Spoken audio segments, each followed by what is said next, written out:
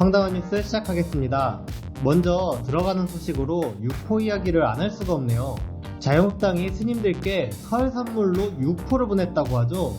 너희들은 이런 거 못 먹지? 남의 놀리는 것도 아니고 뭡니까 이게? 생각도 없고 존중과 배려도 없고 진짜 육값 떨고 있네요. 그런데 진짜 자유한국당의 육값짓은 따로 있습니다. 요즘 해리 해리스 미국 대사의 막말과 내정 간섭이 도를 넘고 있지 않습니까? 방위비 분담금 인상해라. 고양이는 무사하다. 대통령이 중국 좌파에게 둘러싸여 있다. 그런 말을 하더니 이제는 정부가 개별 건강 등 제재 대상이 아닌 남북 협력 사업을 추진하겠다고 하니까 미국의 승인을 받으라면서 반대했습니다. 특히 이번엔 문재인 대통령의 낙관론은 고무적이지만 낙관론에 근거해 행동할 때에는 미국과 협의해야 한다 라고 말하기까지 했습니다. 이게 쉽게 말하면 문재인 대통령한테 네가 잘 될 거라고 낙관적으로 생각하니까 참 보기 좋다. 그런데 까불지 말고 미국이 하라는 대로만 해라. 이런 말 아닙니까? 이게 외교관이 할 말입니까? 해리스는 지가 무슨 일제시대 조선 총독인 줄 아는가 봐요. 이러니까 청와대가 대사가 간섭하는 건 부적절하다. 남북협력은 우리가 결정할 사안이라고 대사를 비판했는데요. 그런데 여기서 문제의 자유한국당이 나옵니다. 국회 외교통일위원장을 맡고 있는 윤상현 자유한국당 의원이 정부한테 이렇게 말했어요.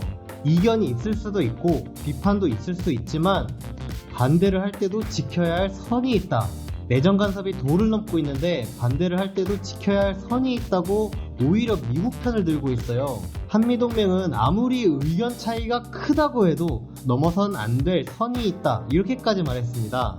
아니 선을 넘은 건 해리스 대사 아닌가요? 자유한국당은 어느 나라 정당인데 정부보다도 해리스 대사 편을 들고 앉아있나요? 자유한국당은 정상적인 당이 아닙니다. 상식적으로 생각하면 이해할 수가 없어요.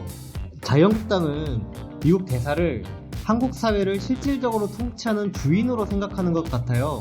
자유한국당 머릿속에선 한국은 무조건 미국, 특히 주한미 대사의 말에 복종해야 한다는 거 아닙니까? 그러니까 정부가 해리스를 비판하는 것을 선을 넘었다고 하는 거죠.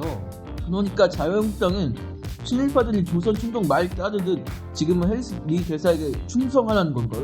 해리스가 일본계 미국인이라던데 자유한국당에겐 거의 완벽한 출신 성분 아닙니까? 자유한국당이 해리스 대사를 정말 좋아할만 하네요.